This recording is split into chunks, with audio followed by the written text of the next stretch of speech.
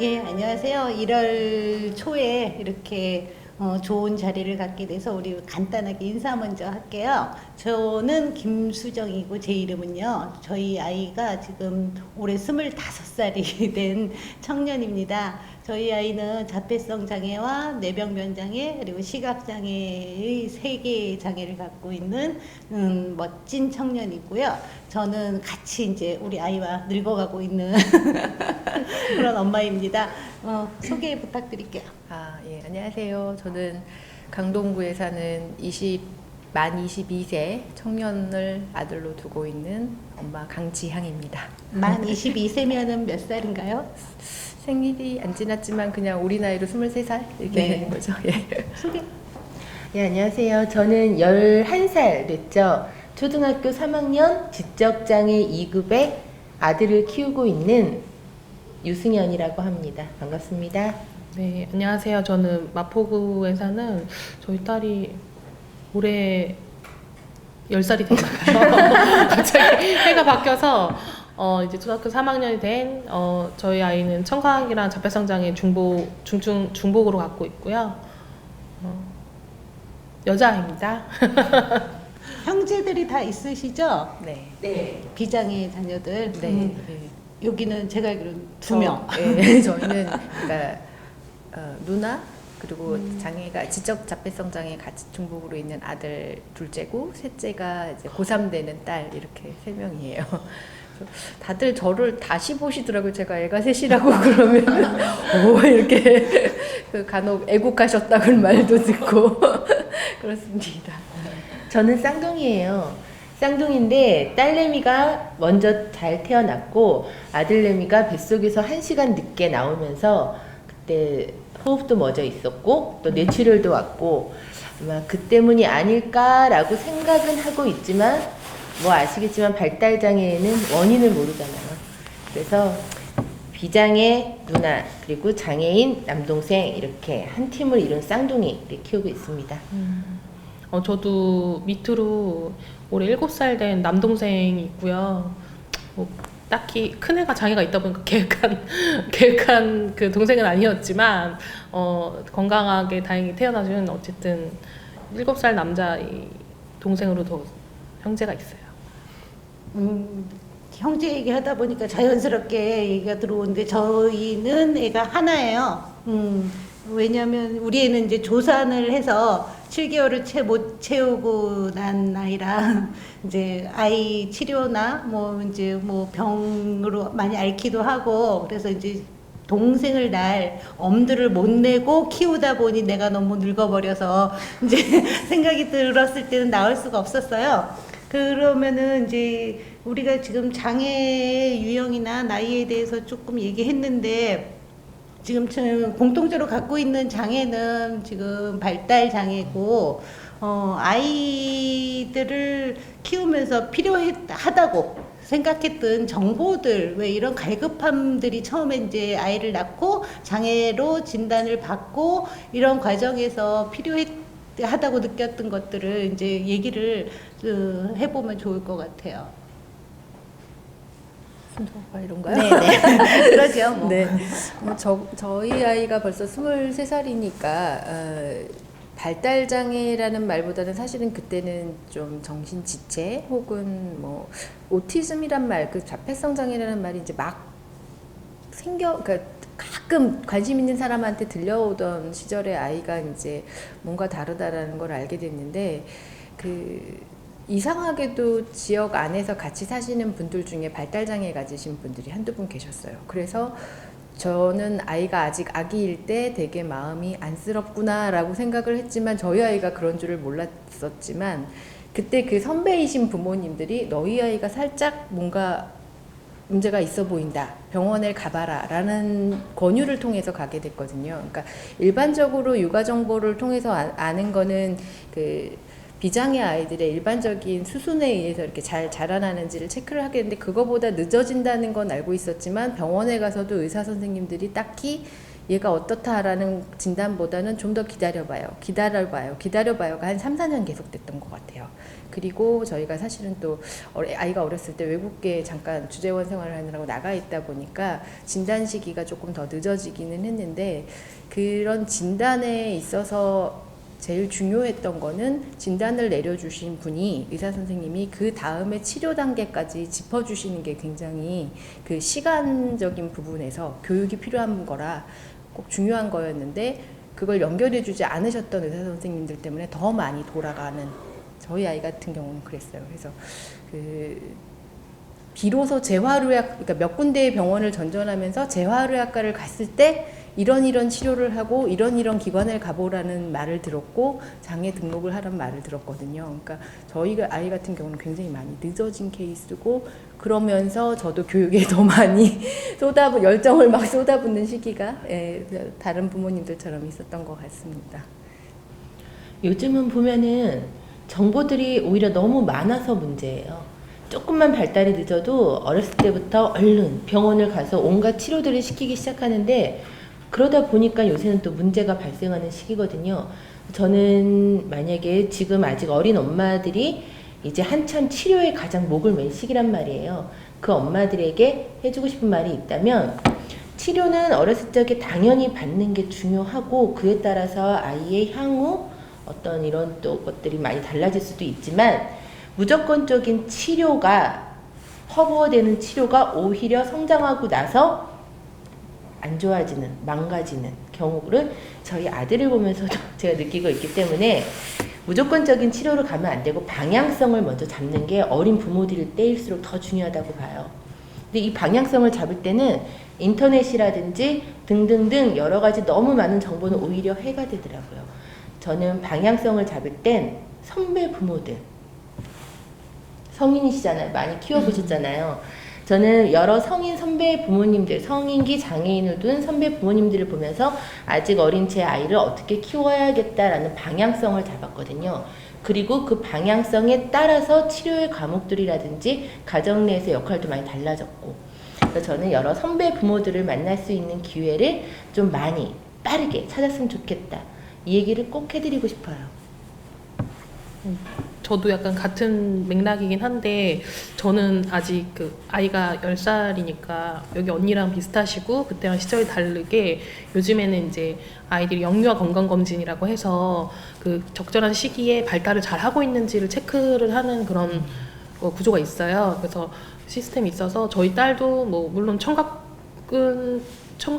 그 건강검진에서 뭔가 좀 정밀검사 필요하겠다라고 해서 이제 발견을 하게 됐고, 나중에 이런 그 아이가 발달이 좀 늦는 것 같다라는 감이 올 때 이제 정보를 얻는 게 이제 주변에서 이제 카더라. 누가 몇 살 때 학교 들어가서 말했대.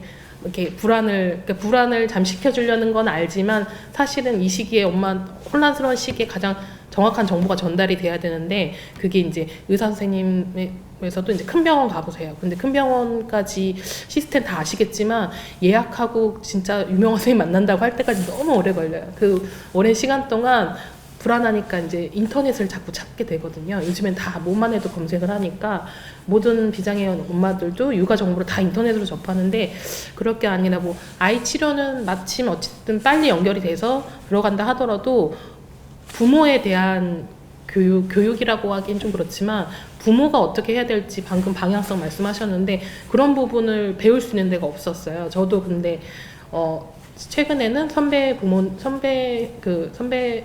연령의 이제 부모님들을 보면서 많이 방향성을 찾고 배웠는데, 이거는 제가 제 의지로 이제 그런 선배분들 만날 수 있는 게 어딜 가면 만날 수 있을까라고 해서 이제 뭐 이런 모임이나 이런 걸 제가 적극적으로 찾아가서, 근데 어디 병원이나 솔직히 동사무소에 장애 등록하러 가서도 그런 정보가 없거든요. 선배 부모를 만나려면 어디로 가야 되고, 동사무소 장애 등록하면 이제 장애에 수반된 이제 할인 혜택이나 이런 걸 주지만, 정작 이 시기에 필요한 부모들이 얻을 수 있는 정보, 뭐 아이에 대한 정보도 있지만 일단 막상 제가 어떻게 될지 모르거든요. 저는 또 좀 일찍 결혼을 해서 일찍 아이를 낳다 보니까 주변에 일단 장애를 일단 결혼한 친구들도 많이 없었어서 주변에 그러니까 물어보거나 할 그런 배경이 안 됐어서 그런 부분이 좀 뭐 우리가 이제 등록한 시스템에서라도 뭐 어쨌든 장애 등록은 하러 동사무소에 오고 뭐 진단을 받으러 병원에 오고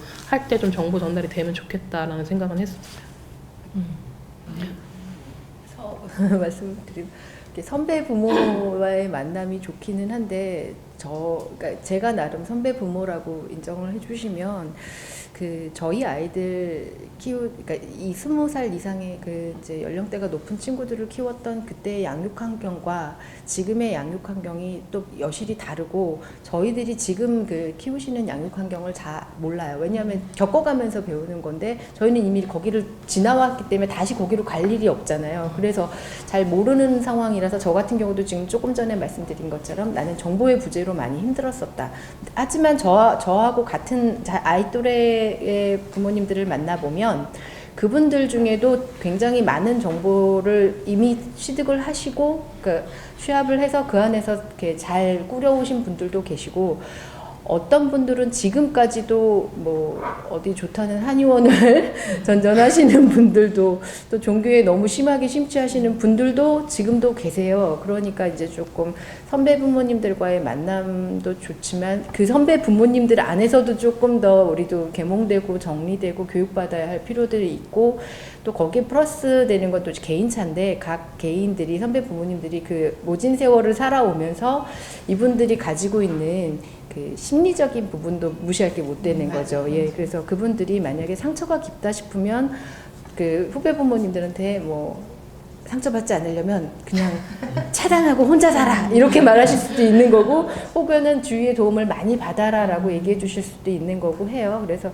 물론 이제 후배 부모님들께서 그거를 취사 선택하실 만한 능력들이 다 되시겠지만 그래도 좀 말씀하신 대로 많은 분들을 만나보는 게 중요한데 보통은 이제 모임이라는 것이 복지관이나 치료실이나 이런 데 부모 대기실에서 이루어지다 보니 되게 편중된 정보를 취득하시는 거예요. 그래서 어떤 의미에서 보면 컨텐츠도 필요하고 이런 정보의 플랫폼이나 이런 컨텐츠도 필요하고 또 의외로 전문가들이 내놓은 서적 중에도 도움이 될 만한 내용들이 많고요. 그다음에 그러니까 제가 장애 자녀를 키우면서 느낀 것 중에 하나는 비장애 자녀를 키우는 데 있어서도 동일한 부모의 양육 태도, 그러니까 누구나 준비되지 않은 상태에서 부모가 되어서 배우는 거기 때문에 양육 태도에 대한 기본적인 기저를 배울 수 있는 그런 교육서적이나 뭐 부모 마음가짐이나 이런 것들을 먼저 좀 생각해 보는 것도 필요하다 싶은 생각이 듭니다. 저 여기서 하나 얘기하고 싶은데요. 저도 어렸을 때는 아이가 초등학교 들어가기 전까지는 치료실, 복지관, 뭐 학교 이런 데서 만나는 엄마들하고 막 이렇게 얘기를 나눴단 말이에요. 그러니까 거기서 얻는 정보랑 함은 우리 지역 안에서 어떤 치료실이라든지 이렇게 너무 적어요. 근데 제가 지금 많이 힘들었던 시기를 벗어날 수 있었던 이유가 뭐냐면 선배 부모님들을 만나기 시작하는데 선배 부모님들하고 저희하고 양육 환경이 틀린데 불구하고 이분들을 보면서 이거 솔직히 죄송한 말씀이지만 뭘 배우냐면 잘 자란 장애인 청년 그리고 조금 우려스럽다 싶은 장애인 청년의 모습을 저희도 보고 배워요. 이거는 기능하고 상관이 없어요. 기능이 굉장히 낮아도 굉장히 잘 바른 방향을 갖고 잘 자란 청년이 있는가 하면 기능도 굉장히 높고 좋은데도 불구하고 많은 어려움이 있는 청년들을 보게 돼요. 근데 그 청년들을 봤을 때 무엇이 문제인가 봤더니 부모의 방향성이 다르게 크게 했더라고요. 그래서 이런 다양한 성인기 부모들의 어떻게 잘 키울 수 있을까, 방향성 어떻게 잡아야겠나 이거 보는 거는 어린 저한테 굉장히 커다란 충격이었고 도움이 됐고 이런 것들을 많이 보려면 치료실과 복지관이라든지 내 지역을 벗어나서 다양한 부모들을 만나는 게 중요한데 이거는 우리나라에 부모단체가 많이 있잖아요. 지금 우리들은 이제 어떤 부모단체들이 있는 줄 아는데 아직 어린 분들은 모르실 거예요. 근데 찾아보면은 뭐 꽤 많은 부모단체가 있고 또 각 지역별로 뭐 각 시도지사별로 제일 활성화된 부모 단체는 꼭 각각 따로따로 있을 수도 있어요. 또는 어떤 지역에서는 부모 단체가 아니라 자조 모임이 또 가장 활성화되어 있는 곳도 있고, 그러니까 다양한 연령층의 부모님들을 만날 수 있는 곳을 직접 찾아가서 보고선 느끼고 방향성 잡는 거, 이런 의미에서 저는 정말 선배 부모님들 만나는 게 제일 먼저라고 생각을 합니다. 방향성이 먼저예요. 아무리 생각해도 저는. 그렇게 얘기해 주시니까 사실은 이제 저희 애가 중복 장애라서 저도 이제 막 치료실에 몰빵해서 다니던 시기가 있었죠. 그 당시에는 바우처도 없었던 시기라 정말 우리 가게의 반 이상을 아이의 치료비로 써야 했던 시절이 있었어요. 근데 어느 날 보니까 우리 애를 중심에 놓고 삶을 쳐다보니, 어머, 이 아이는 눈 뜨고부터 잘 때까지 계속 치료 교육인 거예요. 그러니까 이 아이가 그 나이 또래에서 누려야 할 삶이라는 거는 송두리째. 그러니까 단지 장애가 있다는 이유로 그 장애를 개선시키겠다는 엄마의 욕구로 그 아이에게 그런 욕구가 있는지도 확인되지 않은 상태에서 온 삶이 다 치료로만 매몰되는 이 삶이 과연 삶인가? 라는 이제 의문을 제가 갖게 된 거죠.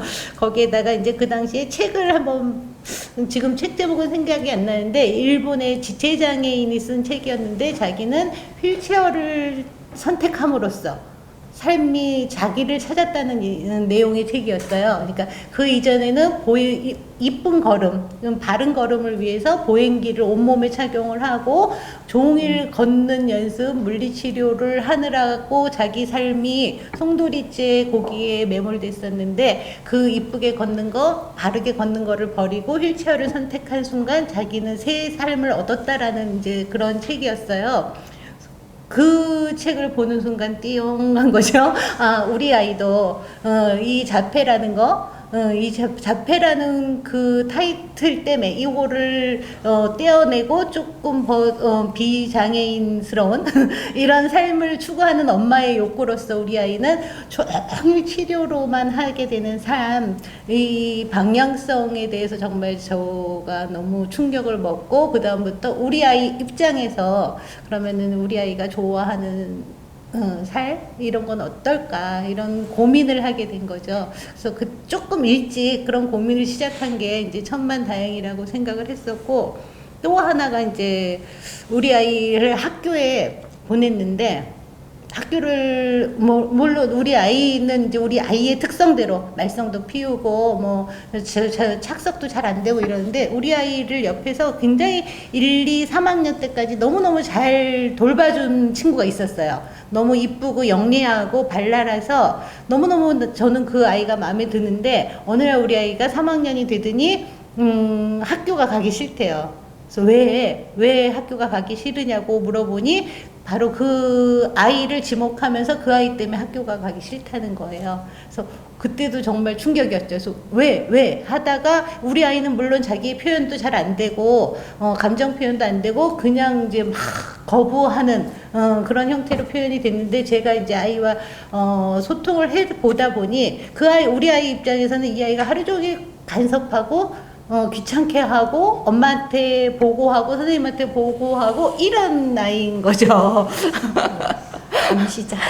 감시자인 거죠. 선의의 그래서 감시자. 우리 아이의 주변에는 온통 지지한다는 명분하에 우리 아이를 간섭하고 요즘 많이 얘기하는 당사자성을 부정하는 그런 행위들을 하는 사람들로 꽉 차 있더라는 거죠. 그래서 이런 경험들이 또 있으실 것 같아요. 아이를 키우면서. 말씀을 듣고 보니까 제가 지금 그러고 있는 것 같아요. 근데 아무래도 이제 필요한 욕구를 자기 스스로 잘 표현을 못하다 보니까 가만히 기다려볼 때가 있어요. 이제 저녁 시간이 지났는데 배고프다고 하고 밥 달라고 할까 말까, 그거를 이제 보기 위해서 제가 기다려볼 때가 있어요. 정말 8시 지나 9시가 돼가는데 밥 달라고 하지 않고 화를 막 내기 시작하는 거예요. 뭔가 불편하고 뭔가 괴롭고 뭔가 충족이 안 되는 건 있는데 이거를 의사로 전달하는 것 자체가 그러니까 그게 우리 아이가 가진 장애겠죠. 근데 이제 그 화를 막 내다가 배고파?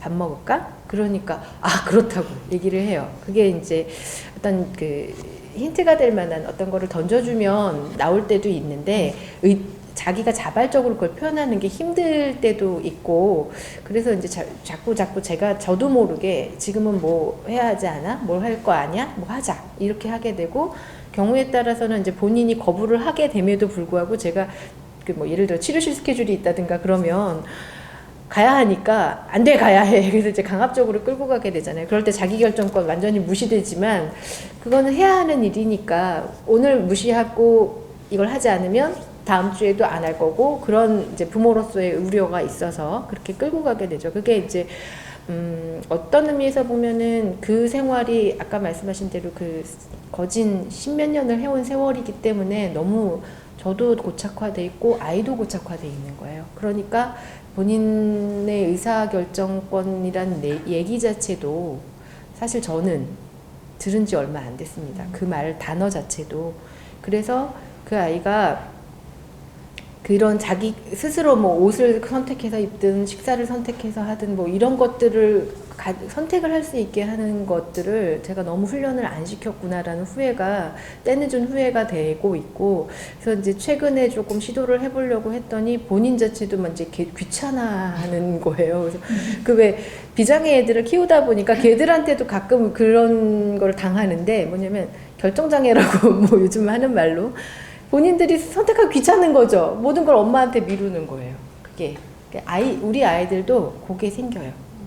그러니까 좀 엄마가 해주면 편하니까 미루는 것도 어느 정도 생활 습관 안에 생기더라고요. 그리고 아까 이제 말씀하신 내용 중에 학교 생활 같은 경우에도 제가 지금 말씀 듣고 보니까 비장애 친구들이 도와준다고 우르르 쫓아다니면서 누구야 여기 가면 안 돼 여기 이렇게 애기처럼 돌봐줬던 게 본인한테는 굉장히 귀찮고 싫었을 수도 있겠다.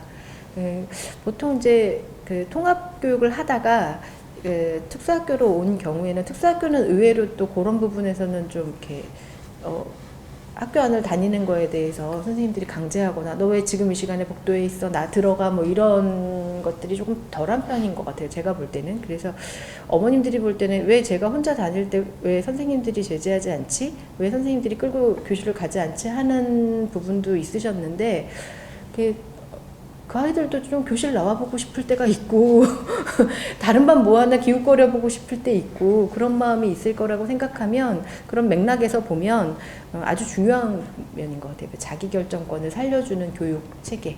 예. 저도 여기 너무 동감을 하는 게요. 고백을 하자면 저도 나쁜 엄마였던 거예요. 어떻게 나쁜 엄마였냐면 아들의 하녀로 살았어요. 아이가 8살까지 말을 못하고 굉장히 중하고 아직도 뭐 말 한마디도 못하고 이런데 그러니까 모든 걸 다 해줬잖아요. 먹여주고 입혀주고 씻겨주고 50cm 이상 벗어나 본 적이 없고 24시간 그렇게 했더니 이 아이가 어떻게 됐냐면 지금 11살이 됐는데 아직도 혼자서 해주면 먹을 수 있지만 내가 일부러 힘들게 숟가락으로 이걸 포는 거 싫어. 힘이 들어가니까. 혼자서 바지 입을 수 있지만 엄마가 해줄 수 있잖아. 해줘. 가끔씩 때를 부려요. 그럼 저는 그거를 1, 2년 전에 그걸 깨닫고 나서 그제서야 와서 혼자서 어떻게든 해보려고 이걸 시키니까 왜 8년 동안 내 하녀로 살던 사람이 갑자기 나한테 하라고 해. 너무 힘들어요. 그러니까 아이가 어릴 때부터 제가 주변에서 굉장히 놀랐던 한 청년이 있는데 이제 올해 20살이 됐을 거예요. 기능이라고 하는 우리가 소위 말하는 그 중증, 경증했을 때 기능도 낮고 특히 인지력은 굉장히 중증이고 그런데도 불구하고 혼자서 너무나 많은 것들을 잘 해내는 청년이 있어요. 이 청년의 비결이 뭔가 했더니 그 아버님께서 우리끼리 장난으로 하는 말인데 난 개부였어 개부. 그때 반성을 한 거예요. 내가 살았어야 하는 건 하녀로서가 아니라 계모처럼 살았어야 했는데 내 자식이 귀하고 귀한 내 자식이 이렇게 이쁜 놈이 장애인이 되었다니 아우 슬퍼 어떻게든 다 해줘야지 해서 이것저것 다 해줬다가 이 아이를 지금 이렇게 만든 건 바로 엄마인 나였던 거예요. 하지만 너무 늦지 않게 아직은 11살이니까 20살까지 열심히 계모 노릇을 하면 이 아이가 잘 자랄 수 있을 것이라 생각을 하고 그 방향대로 키우려고 노력하고 있습니다. 계모님은 좋으신 계모님도 많으십니다. 그러니까. 저희가 여기서 말하는 그거는 새엄마 이때 그게 아니라 무슨 말씀인지 알죠? 내가 낳은 자식. 아이에게 시켜서 무엇인가 하게 하는. 네. 진짜 여기에 대해서는 또 확실히 짚고 넘어가야 돼. 죄송합니다. 저도 아까 선배님 말씀하신 것처럼 자기결정권, 뭐 당사자존 이런 거 들은 지 얼마 안 됐었거든요. 근데 이제 그런 노력을 하시는 선배 부모들을 보고 진짜 저희 아이가 학교 끝나면 치료실 와서 밥 먹고 씻고 자고 이런 일상이 제가 그 연령대로 돌아가서 얘처럼 생활하고 있다고 하면 벌써 미치고 활짝 뛰었을 것 같아요. 근데 전 또 아까 초반에 말했던 것처럼 비장의 형제가 있잖아요. 물론 큰아이보다 3살이나 어린데 걔를 키우면서 제가 다르게 행동하고 있는 저를 보면서 너무 싫더라고요. 어느 순간. 그 더 어린 동생한테는 계속 물어봐요. 뭐 이거 먹을래? 아니면 다른 거 먹을래? 이렇게 하지만 큰아이는 말을 못하니까, 표현을 제대로 못하니까, 그리고 제가 제일 잘한다고 착각이죠. 착각. 저도 뭐, 예를 들면 음식을, 저도 뭐 짜장면을 좋아하지만, 좋아하는 음식을 솔직히 뭐, 제가 먹고 싶을 때 딱 생각이 났을 때 먹는 거랑 또 그거랑 또 다른데, 사소한 거 하나서부터 작은 애한테 물어보는데 큰 애한테는 어떡하지? 말이 안 통하니까 이렇게 해볼까? 저렇게 해볼까? 그래도 의사소통이 안 된다고 해서 할 수 있는 지원들이 뭐 그림을 보여주던지 있었을 텐데 그런 노력이 좀 저한테 너무 귀찮았고 사실 아이 장애를 받아들이는 그 과정이 많이 버거웠고 실질적으로 좀 오래 걸렸던 것 같아요. 그때만 해도 뭐 초반에만 해도 난 괜찮아라고 생각했지만 지금 와서 돌아보니까 이제서야 좀 비로소 느끼고 있다. 그리고 제가 이제 동네에서 비장애인 친구들이랑 같이 놀이터를 놀다가 한 번도 저희 아이가 그런 적이 없는데 7살 때 맨날 놀던 어린이집 바로 앞에 놀이터였거든요. 그 어린이집 건물 안에 이제 화장실에 말이 없이 간 거예요. 근데 저는 이제 난리가 났죠. 없어졌다. 이런 일이 처음이었거든요. 화장실이 가고 싶으면 저의 손을 끈다든지 이런 식으로 표현을 했는데 잠깐 동생 본다고 눈을 뗀 사이에 아이가 없어진 거예요. 난리가 났어요. 저도 막 눈물이 날라고 그 잠깐인데 눈물이 날라고 하고 소리치고 같이 놀던 비장애 친구들마저 막 저희 아이를 찾으러 다녔어요. 큰일 난다고 생각한 거죠. 그 아이가 여기에 뭐 처음 간 것도 아니고 매일 오는 어린이집 놀이터에서 잠깐 없어졌는데 제가 그러니까 어른들이 이렇게 반응하는 거에 따라서 특히 제가 반응하는 거에 따라서 했는데 저희 한 5분 정도 찾는 저희 아이가 너무 아무렇지 않게 건물 그 화장실을 갔다 왔나 봐요. 옷을 이렇게 만지면서 나오는데 좀 너무 이제 막 화도 나는데 너무 다행이고 이렇게 하는데 제가 나중에 말을 하고 엄마랑 같이 가지 막 가자고 그럼 말을 하지 엄마한테 잡아 끌지 이렇게 속상한 마음에 얘기했던 옆에 있는 비장애 그 동네 언니가 7살인데 혼자 화장실 갈 수 좀 있지 할 수도 있지 바로 앞이잖아 안 가봤던 데도 아니고 라는 말에 제가 좀 한 대 맞은 것 같은 느낌이 들더라고요. 저 자체가 좀 이 아이가 장애를 가졌고 장애를 가지지 않은 같은 연령의 아이랑 너무 다르게 보고 심지어 같은 집안을 키우고 있는 저 비장애 형제랑도 다르게 보고 있는 거예요. 장애 프레임에 갇혀서 제가 뭔가 행동했을 때 소위 큰아이가 한 행동에 대해서 막 대근육이 저래서 그런가? 소근육이 그래서 그런가? 시지각이 안 좋은가? 전정감각이야? 뭐지? 막 책을 찾아봐야 되나? 이렇게 되는데 사실 별반 다르지 않다는 걸 느꼈고 최근에 그런 노력들을 했어요. 말씀하신 그런 계속 선택권 주고. 근데 부모가 사실 저도 좀 우스운 게 양가 감정이 들더라고요. 제 지시를 잘 따랐으면 좋겠으면서 밖에 나가선 자기 주장을 잘했으면 좋겠는 그런 이상한 오류에 갇히더라고요. 왜 밖에 나가서 약간 어떤 부당하거나 불편한 상황이 생겼을 때 왜 제대로 대응하지 못했을까라는 화가 날 때 항상 일상에서 제가 하는 대로 잘 따랐을 때 제가 뭔가 더 만족해 하거나 그랬던 것 같아요. 근데 그런 자기 주장이나 어쨌든 표현이 제대로 된 뭐 기회가 주어지지 않은 채로 가정에서조차 그런 게 잘 안 됐을 때 사회에 나가서 얘가 할 수 있다는 건 더 훨씬 어려우니까 요즘에 드는 가장 고민도 저도 그런 부분이고, 최근에 많은 노력들을 했을 때 아이가 변화되는 게 느껴지고, 변화되는 것 중에 가장 제가 느꼈던 거는 쟤 사는 게 재밌나 보다. 표정이 항상 즐겁고, 그리고 자기도 좀 더 안 해봤던 시도도 좀 해보려고 하는 걸 보면서 좀 사실 근데 이게 가장 중요하다고 느꼈지만, 역시나 이런 것도 의사 선생님이나 치료사 선생님한테 전 당사자 존중이라는 얘기를 들어본 적이 없어요. 사실 부모님, 선배 부모님이나 모임에 와서 부모들을 상대로 교육하는 그런 교육 강의하시는 분들한테 들었지, 사실 제가 아이 때문에 직접적으로 접하는 전문가 선생님한테 단 한 번도 들은 적이 없고, 오히려 지시 따르기가 잘 안 된다. 뭐 대근육이 이래서 그렇다, 소근육. 자꾸 저도 그 들은 대로만 아이를 해석하는 거예요. 그런 부분이 조금 아쉬워서 저도 아직 사실 근데 어린 연령이어서 이렇게 노력해봤더니 아이의 삶이 조금 더 질이 높아지는 걸 느꼈으니까 후배 어머님들도 그런 부분들을 조금 염두해 주시면 좋을 것 같아요. 아까 유승현 씨가 이제 방향성이 굉장히 중요하다라고 얘기를 했는데, 거기에 이제 동의를 하고, 그 방향성의 가장 중심이 사실은 인권이라고 저는 생각을 해요. 그래서 인권, 우리 우리 비장애인들에게 장애인의 인권을 주장을 하면서 사실은 부모들이 아이들의 인권에 대해서 얼마나 존중을 하고 있는가, 이런 고민이 좀 많이 들어요. 저도 이제 하나의 예로, 아까 그래서 우리 애 3학년 때 그 학교를 그만뒀어요. 애가 학교를 너무 가기 싫어해서. 그러고는 한참 놀다가 그러면은 문제가 무엇일까라는 이제 고민을 하다 보니, 우리나라의 경직된 교육 시스템, 이게 굉장히 이제 어렵다라는 이제 저는 문제의식을 갖고 있었고, 그래서 대안학교로 옮겼어요. 소수의 이제 한 반에 10명도 그때 10명 정도 됐었던 것 같아요. 한 학년에. 그러니까 너무 꿈 같은 학교였어요. 제가 이상적으로 그리던.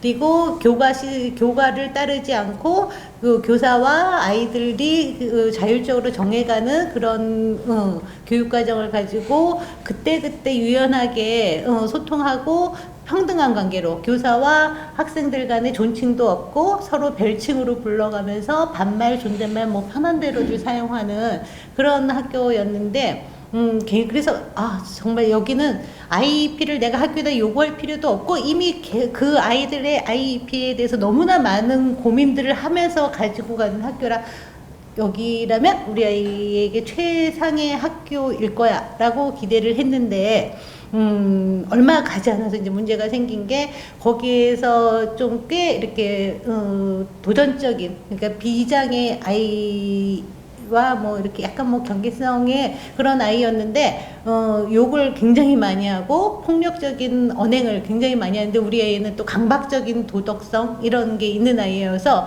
그 아이를 못 견뎌 했어요, 우리 아이가. 그래서 계속 막 이제 그 아이가 욕할 때마다 하지 말라고 말리는 우리 아이, 그것 때문에 또 더 화내는 그 아이, 이러면서 계속 충돌이 일어났던 거죠. 그래서 그 아이들을 어떻게 중재할 것인가? 그래서 그 당시에 솔루션 회의도 했어요. 뭐 치료사 선생님들과 학교 선생님들, 뭐 등등 모여가지고 여러 차례 꽤 긴 시간 고민을 했는데, 이 아이들을 분리하는 것 외에는 답이 없더라고요. 여러 가지 중재 행동이나 뭐 이런 것들을 해봐도 다 무의였고, 그래서 고민을 하다가 우리 아이를 그러면 여기서 빼야겠다라고 또 이제 제가 생각이 들었어요. 그래서 아이에게 네가 그 아이 때문에 그렇게 힘들어하니 우리 학교를 좀 그만 쉬고 좀 엄마랑 그냥 놀자라고 제안을 하고 데리고 나와서, 저는 아이가 학교 다닐 때 너무너무 힘들어했기 때문에 그 아이랑 같이 지내는 걸 좋아할 줄 알았는데, 이 아이가 왜 학교를 내가 못 가냐고 그때부터 정말 막 한 6개월을 넘게 막 고통스러워 하면서 저를 원망을 하더라고요. 그래서 그 선택 역시도 나도 또 우리 아이의 의사를 존중하지 않았던 거죠. 우리 아이가 학교 생활이 힘들다고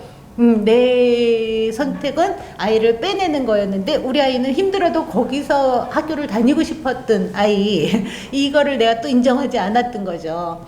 그러고 이제 1년 반 정도를 학교를 안 다니고 그냥 홈스쿨링을 했어요. 말은 홈스쿨링이고 공부는 안 하고 아이랑 그냥 계속 아이가 좋아하는 여행을 많이 다녔어요. 기차, 뭐 버스, 지하철 이런 걸 좋아하는 아이라 그런 거를 타러 여행을 다니다가 어느 날 아이가 다시 자기가 학교를 가고 싶다고 얘기를 했어요. 그래서 저 시골에 있는 대한중고등학교를 보냈는데 거기서도 친구들과 소통이 잘 안 되고, 그러니까 우리 아이와 너무 다른 그 사춘기 남자 애들이 우리 애를 꽤 괴롭힌 거죠.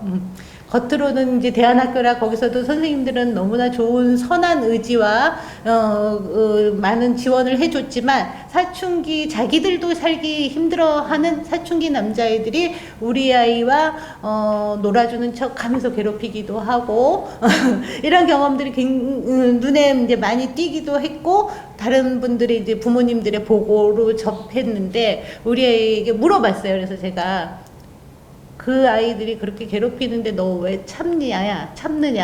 너 학교 꼭 안 다녀도 된다. 학교 다니기 싫으면 엄마랑 그냥 또 놀자라고 했는데 우리 아이가 자기는 학교를 꼭 가겠대요. 그리고 6년을 버티더라고요. 제가 보기에는 버텨냈어요. 그 아이들이 괴롭히는 거에 대해서 참고 버텨내는 우리 아이의 선택. 을 사실은 제가 지지해주는 게 6년 동안 쉽지는 않았어요. 근데 지나고 나서 보니 우리 아이가 그 버텨낸 시간들이 우리 아이를 꽤 단단하게 해줬고 거기서 또 그런 그러니까 늘 세상은 우리 아이가 생각하는 세상과는 다른 세상을 우리 아이가 받아들이는 과정이었다는 거 이게 굉장히 중요했고 지금 성인이 돼서 우리 아이는 지금 직장에도 다니고 일 없이 다른 사람들의 시각으로 볼 때는 아무 일 없이 돌아다니는 시간도 꽤 지금 참 많이 즐기고 있는데 본인의 만족도는 굉장히 높아요. 본인이 즐기는 삶 이런 것을 해낼 수 있는 그런 토대가 됐던 시간이라고 저는 생각을 해요. 그래서 아이들을 키울 때 정말 갈등하게 되는 부분들 있잖아요. 이런 선택지에서 아무리 당사자성을 존중한다 그래도 정말 사실 저도 그 6년을 아이의 선택을 존중하는 게 쉽지는 않았거든요. 그런 경험들이 혹시 있을까요? 선택. 저희 아이는 제가 선택권을 준 적이 없는 것 같습니다. 일단 거의 끌고 온 것 같은데 아까 말씀하시던 부분들 이제 많이 생각이 드는 것 중에 하나는 우리 아이랑 같이 같은 공간과 시간을 공유하는 비장애 친구들 같은 경우에 통합 환경인 경우에는 그들도 그만큼 굉장히 힘든 시기를 겪고 있다는 거를 필히 좀 부모님들이 아셔야 할 필요가 있어요. 그래서 비장애 형제들도 키우시지만 우리 아이와 함께 생활하는 비장애 친구들이 우리나라 교육 시스템은 아까 말씀하셨던 대로 입시 위주기 때문에 그들이 겪어내야 하는 교육 환경 자체가 우리가 장애 아이라서 이 아이의 교육 환경이 굉장히 열악해요라고 말하지만 일반 교육 환경도 사실은 좋지는 않아요. 그런 환경에서 걔들도 버텨내야 되다 보니 우리 아이에 대한 배려가 부족하거나 없거나 혹여는 그릇된 방향으로 나가는 거에 대해서 전적으로 그 아이의 인성 문제만 탓할 수는 없는 사회 환경적인 부분이 있다라는 것을 전제에 두고 통합 환경에서 그럼에도 불구하고 우리 아이가 통합을 해야겠다라고 생각을 한다면 통합 교육을 받는 게 맞다라고 생각을 한다면 그들도 이해하고 그 안에서 우리 아이가 자리 잡는 부분을 좀 찾아나가고 그거에 좀 확장되도록 도와야 되는데 그게 일시에 우리가 원하는 만큼 한꺼번에 확장되지 않는다는 거는 부모님들이 좀 가지고 계셔야 될 부분인 것 같아요. 특히 장애 부모님들이 우리 아이가 이렇게 인격적으로 인권적으로 침해를 당했다라고 생각을 해서 이제 학교에 많은 것들을 얘기를 하시지만 거기 열을 던지면 그 중에 한 가지라도 정말 이루어지는 거는 드물어요. 사례적으로 볼 때 드물고 그때마다 되는 운운하는 게 학교 환경이 이렇고 예산 문제가 어떻고 이런 것들이잖아요. 결국은 저희가 할 수 있는 방법이 분리 아니면 어떤 보호할 수 있는 인력을 더 추가하는 것밖에 없는 지금 상황은 그런데 거기서 엄마가 같이 아이와 생활을 하면서 아이의 의사를 대신 전달해주고 얘가 너 좋대. 이런 말부터 시작하잖아요. 엄마들이 놀이터에서 얘가 너랑 놀고 싶대. 이런 말을 대언해 주는 것부터 시작하잖아요. 근데 의외로 애들은요. 그냥 같은 공간에 섞어 놓으면 너도 이거 할래? 그러면서 끼워주는 경우들이 많이 있어요. 그게 오히려 자연스러운데 엄마들이 이제 대신하면서 의사소통부터 이렇게 하다 보니 나중에 뭐 큰 문제는 당연히 다 부모님들이 결정해서 내주게 되는 거죠. 뭐 근데 그거를 꼭 부모님들이 잘못한다라고만 볼 수 없는 게 우리 환경이 그렇다는 거를 전제하에 두고 아까도 말씀드렸지만 우리나라 부모님들의 그 기저가 다 그래요. 비장의 형제 고등학교 가는 문제부터 다 부모님들이 선택을 해주세요. 그러니까는 어떻게 보면 우리가 장애 부모이기도 하지만요, 부모의 한 사람으로서 깨야 할 사회 인식인 거예요. 이거는 그러니까 난 장애 부모라서 이런 문제까지 생각해야 해라고 생각하지 마시고 그냥 부모가 되다 보니 이런 사회의 문제들, 이런 학교의 문제들, 아이들 양육하는 문제들에 맞닥뜨려지네. 그 중에서 우리 아이는 조금 더 특별하네. 이 정도로 좀 희석을 좀 시킬 필요도 있다라는 생각이 들어요. 그게 어떤 면에서는 심리적으로 부모님들한테 좀 조금 더 뭐랄까 그 부담감을 조금 낮춰드릴 수 있는 생각이기도 한 것 같아요. 왜 나는 장애 아이를 낳아서 어쩌다 이런 어려움을 겪으면서 세상과 맞부딪혀야 될까라고만 생각하지 말고 그냥 부모의 한 사람이기 때문에 세상과 맞부딪혀야 하는 문제인 거죠. 이거는 대안학교를 선택하든 통합을 하든 특수학교를 가든 다 마찬가지 상황입니다. 폭력이나 인권적인 문제나 이런 것들에 다 대항하는 거는 부모의 한 사람이기 때문에 하는 일이지 내가 꼭 장애 부모라서만 하는 일은 아닌 거죠. 예. 그렇게 생각하면 조금 편안하지 않을까? 그건 맞아요. 우리가 발끈하고 또는 바뀌어야 된다라고 하는 것 중에 하나가 우리 아이들도 그냥 사람이에요. 장애인 차별하지 마세요. 그 얘기를 누구나가 외치고 있잖아요. 또 차별 없는 세상, 막 이걸 위해서 엄마들도 많은 노력을 하고. 근데 실제로는 우리들도 우리 자식들을 장애인으로 먼저 보고 있죠. 사람이기에 앞서서. 그러다 보니까 자기 결정권이라는 말이 이제 요새 자꾸 나오게 되는 건데, 갈등하는 부분 물어보셨잖아요. 저는 제가 생각하는 잘 자란 발달장애인 청년의 모습은 저희 아들은 조금 중하기 때문에 어른이 되어도 말을 한마디도 못할 가능성이 현재로서는 많이 커요.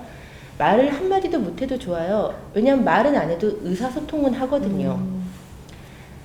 말도 못하고 기능도 좀 이렇게 좋지 구체적이지 않기 때문에 직장 생활도 못하게 될 가능성도 있지만 아까 말씀하셨듯이 동영군처럼 자기 만족도가 높은 삶, 그것도 혼자서는 할 수 없을 텐데 엄마가 아닌 다른 사회적인 지원에 도움을 받아서 자기 만족도가 높은 삶의 일과를 하루하루 마을 안에서 살던 곳 안에서 꾸려갈 수 있는, 그렇게 되면은 잘 자란 장애인 청년이 될 것이다 라고 생각을 하고 있는 거예요.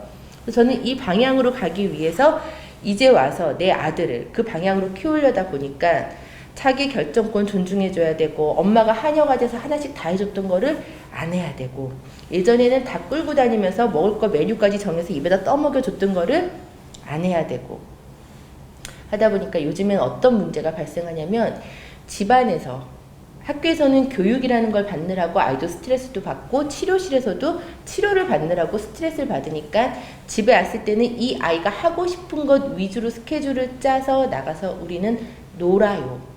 교육이 아니라 놀아요. 하고 싶은 것 위주로. 그랬더니 여기서 문제가 또 발생을 하는 거예요. 학교 선생님이 하시는 말씀이 동안이도 하기 싫은 것도 할 수 있게끔 해주세요. 왜냐하면 엄마란 존재는 집에서 내가 하고 싶은 걸 다 내가 좋아하는 대로만 시간 짜주니까 학교에 정작 앉아서 하기 싫은 거 하려고 그러면 하기 싫어가 되는 거죠. 이쁘게 말로 하면은 좋겠는데 말로 하나요, 우리 아이들이? 그러다 보니까 이제 여기서의 저의 갈등은, 이제 사춘기를 앞두고 있는 저의 갈등은, 그래, 너의 자기 결정권 존중해야 되고 네가 원하는 대로 너의 만족도를 높이는 삶을 이렇게 뿌려가도록 엄마가 노력을 해야 돼. 하지만 그럼에도 불구하고 또 엄마로서 교육이라든지 이런 거 이끌어가는 건 이끌어가야 돼. 이거를 조율하는 거. 이게 저의 과제예요. 갈등하는 부분이고.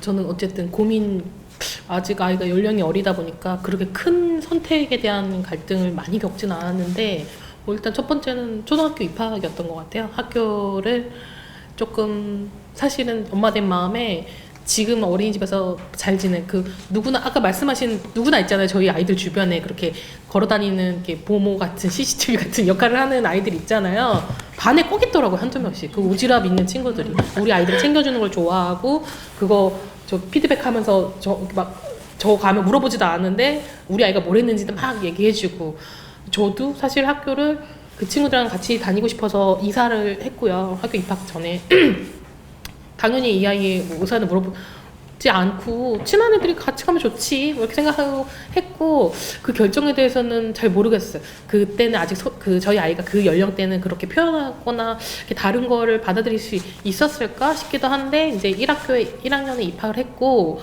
1학년이다 보니까 선생님 저희가 뭐 비장애도 마찬가지듯이 매년 담임교사와의 그런 그 궁합 같은 거 우리 아이와 잘 맞는지 안 맞는지에 따라 한 해 한 해가 다른데 1학년 때 유달리 좀 힘들었어요. 근데 그때는 또 선생님이 이렇게 왜 말씀하시는 거 좀 서운했는데 나중에 돌이켜보니까 그렇더라고요. 저희 반에 얘는 그냥 저는 이제 제가 봤을 때 가만히 앉아서 다른 애들 뭐 하는데 혼자 클레이를 만지고 있는 아무랑도 대화하지 않고 그게 너무 충격이고 너무 보고 있는 게 너무 마음이 아팠는데 왜 쟤를 저렇게 의미 없이 저렇게 둬야 하지? 라는 그런 생각까지 들었었는데 선생님이 매번 오는 피드백에서 소희는 그나마 그러니까 소희가 왜 문제냐 뭐가 문제냐 라고 했을 때 이미 다른 데서 막 애들이 치고받고 싸우고 누구는 뭐 우유 먹다 토하고 그러니까 차라리 아무것도 안 하는 얘가 선생님 입장에서는 문제가 아닌 거예요. 제 눈에만 되게 부각돼 보이지. 근데 그때 선생님한테 어쨌든 그런 과정 속에서 많이 힘들어했죠. 입학하는 과정, 입학 그 적응기 때 많이 돌아다녔고 막 뭐 교출 문제 교문 밖으로도 나오고 뭐 하기 싫다고 막 들어눕기도 하고 교실에서 그때 제가 이제 특수학교로 가야 되나? 막 그런 고민도 했어요. 물론 담임교사 선생님도 저한테 애둘러서 말씀하셨지만 그 일반 초등학교 시스템에 소희가 좀 안 맞는 것 같다라는 말씀을 하셨어요.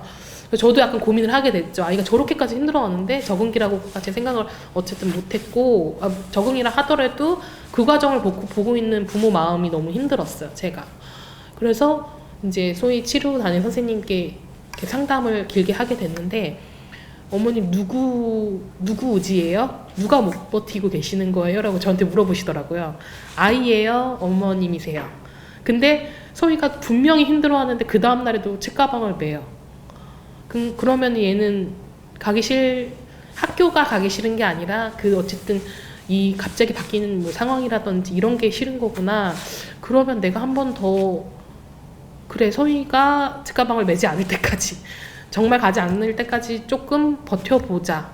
그리고 저도 약간 준비가 부족했거든요. 학교 입학할 때 어떻게 제가 해야 되는지 어떤 상황이 놓여지는지에 대해서 저도 그때는 약간 제가 선배 엄마들을 많이 못 만났던 시절이어서 그냥 혼자 불안 속에서 빠져 있었는데 선택에 대한 갈등이라고 하면 학교 전학해야 되나 말아야 되나 그 과정 속에서 아이한테 물어볼 생각도 안 했었고 물어본다고 해도 아이가 뭐 이해를 하고 대답을 할까? 라고 생각했는데 그때 한 번 더 그 선생님의 질문에 제가 한 번 좀 제 행동력을 좀 뭐 스탑하고 좀 생각하게 된 계기가 조금 근데 지금은 또 2학년 됐고 이제 올해 3학년 됐는데 나름 그 안에서 잘 지내거든요. 그런 거 보면서 조금 그 고비를 잘 넘기지 않았나 생각이 들어요. 저는 이제 당사자성 얘기하다 보니까 우리는 비장의 형제가 없고 우리 아이 하나인데 남편이 꽤 지지를 많이 잘 해준 케이스예요.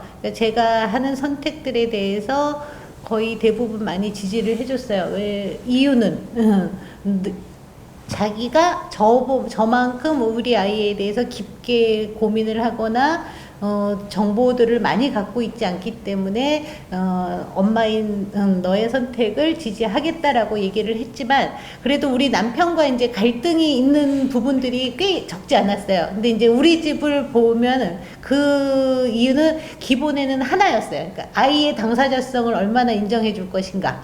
그러니까 제가 하고 있는 아이 중심의 선택들이 우리 남편의 눈으로는 꽤 위험한 거였죠. 그러니까 우리 아이가 자폐이기도 하고 뇌병변이라 걸음걸이가 지금은 그래도 곧잘 다니는데 꽤 비틀비틀해요. 그러니까 6살에 혼자 걷기 벽 잡고 이제 혼자 걸었던 아이고, 그리고 중고등학교 때까지도 이제 걷다가 조금 누가 이렇게 지나가서 툭 치기만 해도 넘어지고 이런 아이니까 그거에 대한 이제 남편은 우려가 굉장히 안전에 대한 우려인 거죠. 그래서 제가 우리 아이를 3학년 때부터 이제 지하철을 혼자 타고 다니게 했어요.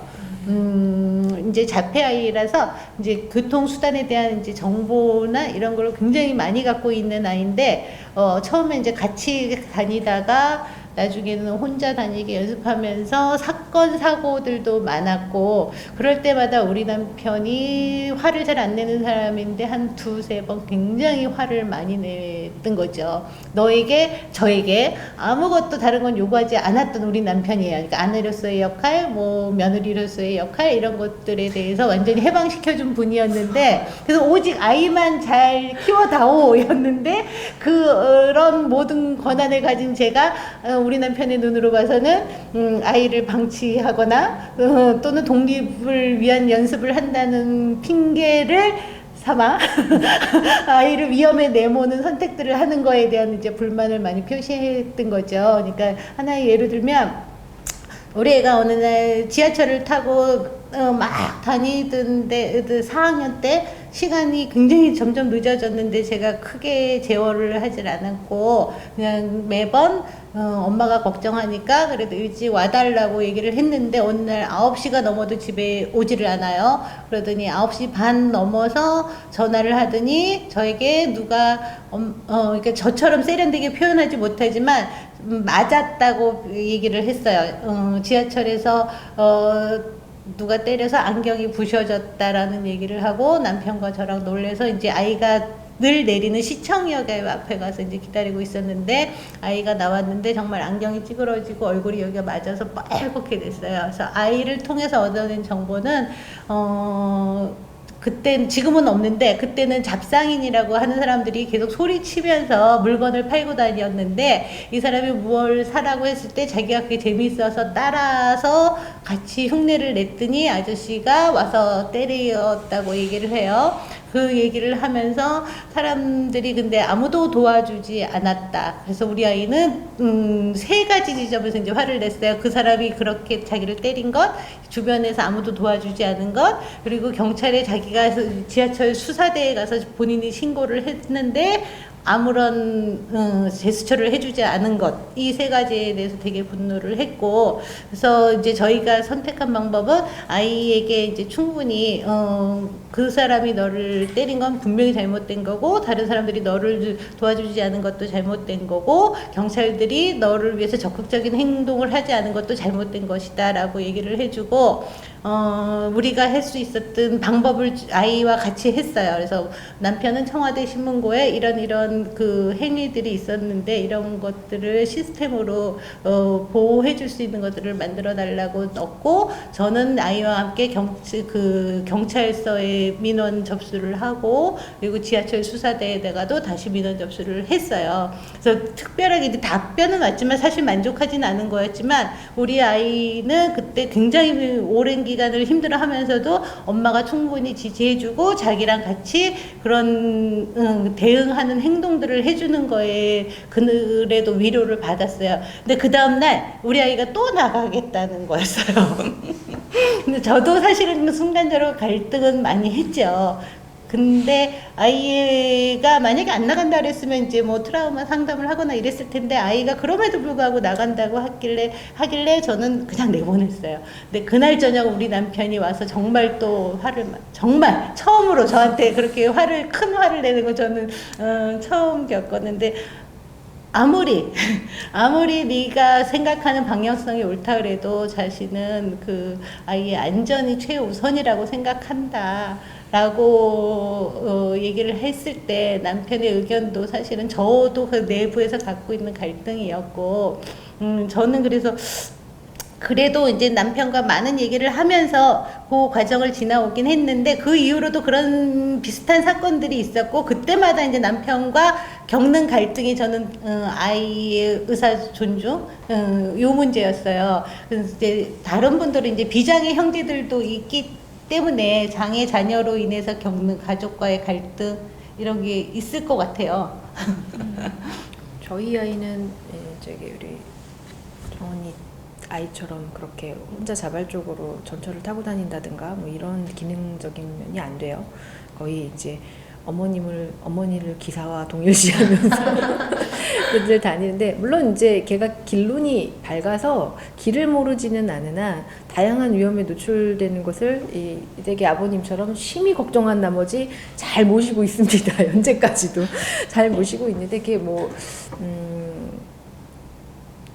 그러면 제가 그걸 못 놔서 끈을 못 놔서이기도 하지만 그 훈련을 오랫동안 했었어야 하는데 그 훈련을 많이 못한 나머지 제가 바쁘고 그렇다는 이 핑계 하에 아이 혼자서 하는 것들을 많이 제한하고 있는 건 사실이에요. 근데 대부분의 부모님들이 사실은 다닐 수 있는 친구들도 있지만 혼자 다니는 게 너무 불안한 거죠. 왜냐하면 이 친구가 길을 모르지 않으나 가다가 어디에 현혹돼서 어느 길로 갈지 알 수 없는 것들 때문에 그래서 이제 못 놓고 있는 면도 있고 또 그건 이제 자녀에 대한 신뢰가 부족함이라고 하시면 그거는 뭐 달게 받아야 할 충고와 그 벌적인 것 같고 그다음에 아이한테 안전을 제공하고 싶은 게 부모의 기본이잖아요. 가장 기본적인 마음이다 보니까 그 남편하고도 항상 그 부분에서는 그냥 안전하게 오래 그냥 편안하게 살기를 바라는 아이의 일생이 그러기를 바라는 마음에서는 저희는 그냥 암묵적으로 통해서 그냥 크게 뭐 별 문제 없으면은 그냥 평탄하게 가자 이런 점에서 합의점을 두고 있어요.